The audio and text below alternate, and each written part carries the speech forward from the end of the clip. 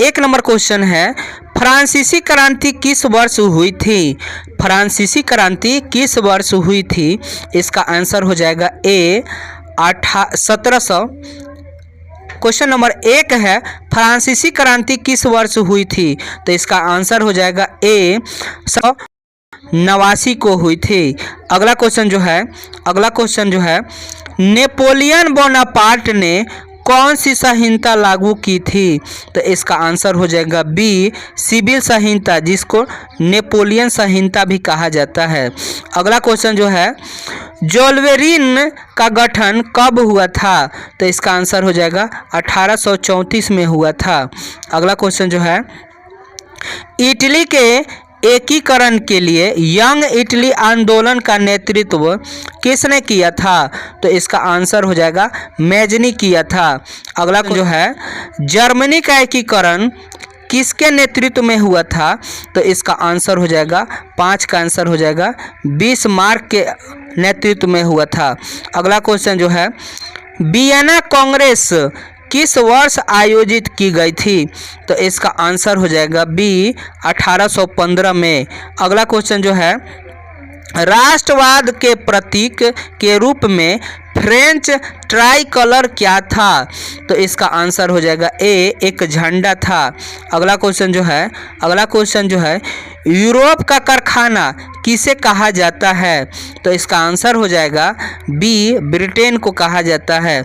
अगला क्वेश्चन जो है फ्रेडरिक सॉर्यू किससे संबंधित है? तो इसका आंसर हो जाएगा चित्रकार से संबंधित है। अगला क्वेश्चन जो है निम्नलिखित में से कौन सा राष्ट्रवाद का कारक नहीं था?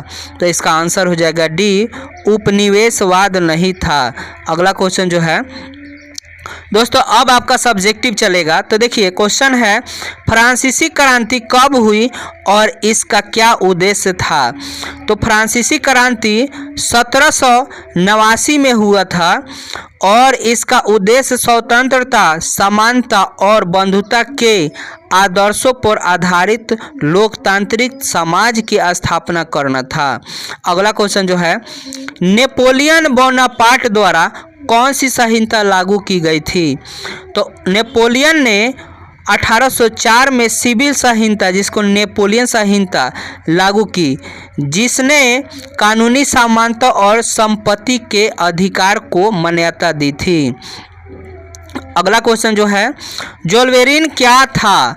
तो जोल्वेरिन जो है 1834 में जर्मनी में एक आर्थिक संघ था जिसने व्यापारिक अवरोधों को समाप्त किया और आर्थिक एकता को बढ़ावा दिया।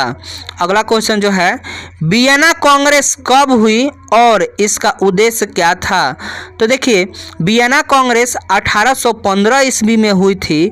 इसका उद्देश्य नेपोलियन के पतन के बाद यूरोप में शक्ति संतुलन बहाल करना और राजशाही की पुनर्स्थापना करना था। अगला क्वेश्चन जो है इटली के एकीकरण में मेजनी की भूमिका क्या थी? तो मेजनी ने यंग इटली नामक संगठन की स्थापना की और इटली के लोग में राष्ट्रवाद की भावना को जागृत किया। अगला क्वेश्चन जो है जर्मनी का एकीकरण किसके नेतृत्व में किया गया था? तो जर्मनी का एकीकरण प्रशा के प्रधानमंत्री ओटो वन बिस्मार्क के नेतृत्व में किया गया था, जिन्होंने ब्लड एंड आयरन नीति अपनाई थी। अगला क्वेश्चन जो है इटली के एकीकरण में गैरिबोल्डी की क्या भूमिका थी? तो गैरिबोल्डी ने लाल कुर्ती सेना का नेतृत्व किया और दक्षिण इटली, जिसको बोलते हैं सिसिली और नेपल्स, को स्वतंत्र कराकर इसे इटली के एकीकरण में शामिल कर लिया। अगला क्वेश्चन जो है बाल्कन क्षेत्र में राष्ट्रवाद का क्या प्रभाव पड़ा? तो बाल्कन क्षेत्र में राष्ट्रवाद के कारण तुर्क समाजवाद जो है का पतन हुआ और कई छोटे छोटे राष्ट्र ने स्वतंत्रता प्राप्त की। इससे प्रथम विश्व युद्ध का मार्ग प्रशस्त हुआ। अगला क्वेश्चन जो है फ्रेडरिक सड्यूक कौन थे और उनका प्रसिद्ध चित्रण क्या था? तो फ्रेडरिक सड्यूक एक फ्रांसीसी कलाकार थे। उनका प्रसिद्ध चित्रण जनता के लोकतांत्रिक और सामाजिक गणराज्य को दर्शाता है। अगला क्वेश्चन जो है, नेपोलियन के शासन के दौरान यूरोप में क्या परिवर्तन हुआ? तो नेपोलियन के शासन में समानता व्यवस्था समाप्त हुई, कानूनी समानता लागू हुई और राष्ट्रवाद का प्रसार हुआ। अगला क्वेश्चन जो है, राष्ट्रवाद का क्या अर्थ है? तो राष्ट्रवाद का अर्थ है एकता, समानता और स्वतंत्रता के आधार पर राष्ट्र की भावना और लोगों का एक साझा पहचान के लिए संघर्ष। अगला क्वेश्चन जो है, बल्ड एंड आयरन नीति क्या थी? बल्ड एंड आयरन नीति बिस्मार्क के एक सैन्य और कूटनीतिक नीति थी जिसके द्वारा उन्होंने जर्मनी का एकीकरण किया। अगला क्वेश्चन जो है, इटली का एकीकरण कब पूरा हुआ? तो इटली का एकीकरण 1870 ईस्वी में पूरा हुआ जब रोम को भी इटली में शामिल कर लिया गया। अगला क्वेश्चन जो है, जर्मनी के एकीकरण की घोषणा कहाँ हुई? तो जर्मनी के एकीकरण की घोषणा जो है 1871 ईस्वी में वर्साया पैलेस फ्रांस में की गई थी। अगला क्वेश्चन जो है, वियना कांग्रेस में ऑस्ट्रिया का प्रतिनिधित्व किसने किया था? तो वियना कांग्रेस ऑस्ट्रिया का प्रतिनिधित्व कूटनीतिज्ञ मेटरनिक ने किया था। अगला क्वेश्चन जो है, यंग इटली संगठन का उद्देश्य क्या था? तो यंग इटली संगठन का उद्देश्य इटली को एक स्वतंत्र और एकीकृत राष्ट्र बनाना था। अगला क्वेश्चन जो है, नेपोलियन संहिता का सबसे बड़ा योगदान क्या था? तो नेपोलियन संहिता ने कानूनी समानता को लागू किया और संपत्ति का अधिकार को सुरक्षित किया। अगला क्वेश्चन जो है, बाल्कन क्षेत्र को यूरोप का बारूद का ढेर क्यों कहा जाता है? तो देखिए, बाल्कन क्षेत्र में कई राष्ट्रवादी संघर्ष और जातीय विवाद थे जो युद्ध का कारण बनते थे, इसीलिए इन्हें यूरोप का बारूद का ढेर कहा जाता है। अगला क्वेश्चन जो है, राष्ट्रवाद की भावना के उदय में प्रिंटिंग प्रेस की क्या भूमिका थी? तो प्रिंटिंग प्रेस के माध्यम से राष्ट्रवादी विचार, किताबें, अखबार और पर्चे लोगों तक आसानी से पहुंचने लगे। इससे जागरूकता बढ़ गई। अगला क्वेश्चन जो है, फ्रांसीसी क्रांति के क्या परिणाम हुआ? तो फ्रांसीसी क्रांति ने समानता को समाप्त किया, राजनीतिक लोकतंत्र की नींव रखी और राष्ट्रवाद की भावना को जन्म दिया। अगला क्वेश्चन जो है, जाल्वेरिन का उद्देश्य क्या था? तो इसका आंसर हो जाएगा 11 का बी, आर्थिक एकीकरण। अगला क्वेश्चन जो है, वियना कांग्रेस के समय ऑस्ट्रिया का प्रतिनिधित्व किसने किया था?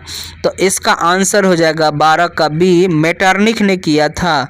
अगला क्वेश्चन जो है, इटली के एकीकरण में किसकी भूमिका प्रमुख थी? तो इसका आंसर हो जाएगा डी, उपयुक्त में से सभी। मेजनी का भी था, गैरिबोल्डी, काबूल के भी था। अगला क्वेश्चन जो है, जर्मनी का एकीकरण कब पूरा हुआ? तो इसका आंसर हो जाएगा 1871 में। अगला क्वेश्चन जो है, लिबरलिज्म का अर्थ क्या होता है? तो 15 का आंसर हो जाएगा बी, राजनीतिक और आर्थिक स्वतंत्रता। अगला क्वेश्चन जो है, राष्ट्रवाद की भावना को कौन बढ़ावा देता है? तो 16 का आंसर हो जाएगा लोकतंत्र। अगला क्वेश्चन जो है, इटली का अंतिम राज्य कौन सा था जिसने एकीकरण में शामिल हुआ? तो 17 का आंसर हो जाएगा सी, रोम था। अगला क्वेश्चन जो है, बल्ड एंड आयरन नीति किससे संबंधित है? तो इसका आंसर हो जाएगा 18 का आंसर हो जाएगा सी, बिस्मार्क से। अगला क्वेश्चन जो है, यूरोप के राष्ट्रवाद का पहला बड़ा उदाहरण कौन सा था? तो इसका आंसर हो जाएगा ए, फ्रांसीसी क्रांति। अगला क्वेश्चन जो है, फ्रेंच गान क्या कहलाता है? फ्रेंच गान क्या कहलाता है? तो इसका आंसर हो जाएगा मार्सिले कहलाता है, मार्सिले कहलाता है। अगला क्वेश्चन जो है, औद्योगिक क्रांति का आरंभ किस देश में हुआ था? तो इसका आंसर हो जाएगा इंग्लैंड में हुआ था। अगला क्वेश्चन जो है, नेपोलियन के पतन के बाद फ्रांस में कौन सी व्यवस्था बहाल की गई थी? तो इसका आंसर हो जाएगा 22 का आंसर हो जाएगा राजशाही की बहाल की गई थी। अगला क्वेश्चन है, यंग यूरोप संगठन की स्थापना किसने की थी? तो इसका आंसर हो जाएगा सी, मैजनी ने किया था। अगला क्वेश्चन जो है, संपत्ति के अधिकार का पहला किस संहिता में था? संपत्ति के अधिकार का महत्व किस संहिता में था? तो इसका आंसर हो जाएगा नेपोलियन संहिता में था। अगला क्वेश्चन जो है, राष्ट्रवाद का भावना सबसे पहले कहाँ उत्पन्न हुई? तो 25 का आंसर हो जाएगा सी, फ्रांस में हुआ था। अगला क्वेश्चन जो है, नेपोलियन संहिता कब लागू की गई थी? तो 26 का आंसर हो जाएगा ए, 1804 में। अगला क्वेश्चन जो है, निम्नलिखित में से कौन सा इटली का स्वतंत्रता संग्राम का सेनानी था? तो इसका आंसर हो जाएगा गैरीबोल्डी। अगला क्वेश्चन जो है, वियना कांग्रेस के बाद कौन सा देश शक्तिशाली बनकर उभरा? तो 28 का आंसर हो जाएगा सी, ऑस्ट्रिया। अगला क्वेश्चन जो है, इटली का एकीकरण कब पूरा हुआ था? इटली का एकीकरण, तो इसका आंसर हो जाएगा सी, 1870 में। अगला क्वेश्चन जो है, जर्मन राष्ट्र का मुख्य वास्तुकार कौन था? तो 30 का आंसर हो जाएगा सी, बिस्मार्क था।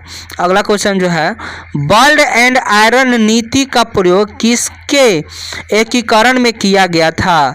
तो इसका आंसर हो जाएगा जर्मनी के एकीकरण में। अगला क्वेश्चन जो है, यूरोप में राष्ट्रवाद का मुख्य आदर्श क्या था? तो 32 का आंसर हो जाएगा सी, लोकतंत्र और राष्ट्रीय एकता। अगला क्वेश्चन जो है, नेपोलियन संहिता के तहत सबसे महत्वपूर्ण सुधार क्या था? तो 33 का आंसर हो जाएगा ए, सीमांत व्यवस्था को समाप्त करना। अगला क्वेश्चन जो है, फ्रेडरिक सरयूड का प्रसिद्ध चित्र किस पर आधारित था? 34 का आंसर हो जाएगा राष्ट्रवाद पर आधारित था। अगला क्वेश्चन जो है, राष्ट्रवाद की भावना के प्रसार में सबसे अधिक योगदान किसका था? तो इसका आंसर हो जाएगा प्रिंटिंग प्रेस का था। अगला क्वेश्चन जो है, जर्मनी के एकीकरण के लिए कौन सी लड़ाई मुख्य थी? तो इसका आंसर हो जाएगा ए, ऑस्ट्रिया युद्ध और फ्रांस प्रासिया युद्ध। ये दो युद्ध बहुत जरूरी था। अगला क्वेश्चन जो है, इटली के एकीकरण में सर्डिनिया के राजा कौन थे? तो इसका आंसर हो जाएगा ए, विक्टर एमेनुएल सेकंड, द्वितीय। अगला क्वेश्चन जो है, वियना कांग्रेस के बाद यूरोप में किस विचारधारा का विस्तार हुआ? तो इसका आंसर हो जाएगा सभी का, राष्ट्रवाद का, समाजवाद का, उदारवाद का, सभी का हुआ। अगला क्वेश्चन जो है, फ्रेंच क्रांति का आदर्श क्या था? फ्रेंच क्रांति का आदर्श क्या था? तो इसका आंसर हो जाएगा स्वतंत्रता, समानता, बंधुत्व। अगला क्वेश्चन जो है, बाल्कन क्षेत्र में राष्ट्रवाद किसके खिलाफ संघर्ष कर रहा था? तो 40 का आंसर हो जाएगा तुर्क साम्राज्य के। अगला क्वेश्चन जो है, राष्ट्रवाद को बढ़ावा देने वाला निम्नलिखित में से क्या भूमिका निभाता है? तो 41 का आंसर हो जाएगा डी, उपयुक्त में से सभी। संस्कृति जागरूकता, आर्थिक स्थिरता, राजनीतिक स्वतंत्रता, इसका आंसर हो जाएगा सभी। अगला क्वेश्चन जो है, राष्ट्रवाद के उदय से पहले यूरोप में कौन सी व्यवस्था थी? तो इसका आंसर हो जाएगा समांत व्यवस्था थी। अगला क्वेश्चन जो है, फ्रांस में किसके शासनकाल के दौरान लोकतंत्र की जड़ें मजबूत हुई? तो इसका आंसर हो जाएगा बी, नेपोलियन के। अगला क्वेश्चन जो है, इटली के एकीकरण में काबूल कौन थे? तो इटली के एकीकरण में काबूल कौन थे? तो इसका आंसर हो जाएगा प्रधानमंत्री थे। अगला क्वेश्चन जो है, जर्मन साम्राज्य की घोषणा कहाँ की गई थी? तो इसका आंसर हो जाएगा सी, वायसराय में हुई थी, वायसराय में हुई थी। अगला क्वेश्चन जो है, फ्रांस पारसीय युद्ध किस वर्ष हुआ था? फ्रांस पारसीय युद्ध किस वर्ष हुआ था? तो इसका आंसर हो जाएगा 1870 में हुआ था। अगला क्वेश्चन जो है, नेपोलियन के पतन के बाद कौन राजा बना था? तो इसका आंसर हो जाएगा बी, लुई। लुई कितना था? 18वां बना था। अगला क्वेश्चन जो है, राष्ट्रवाद किस घटना का प्रमुख परिमाण था? राष्ट्रवाद किस घटना का प्रमुख परिणाम था? ठीक ना। तो इसका आंसर हो जाएगा 48 का आंसर हो जाएगा सी, फ्रांसीसी क्रांति का। अगला क्वेश्चन जो है, यूरोप का रोगी जिसको मरीज भी कहा जाता है किसे कहा जाता है? तो इसका आंसर हो जाएगा किसका? तुर्की को। ऑटोमन साम्राज्य को कहा जाता है, तुर्की को। अगला क्वेश्चन जो है, बाल्कन क्षेत्र के राष्ट्रवादी संघर्ष का क्या परिणाम हुआ?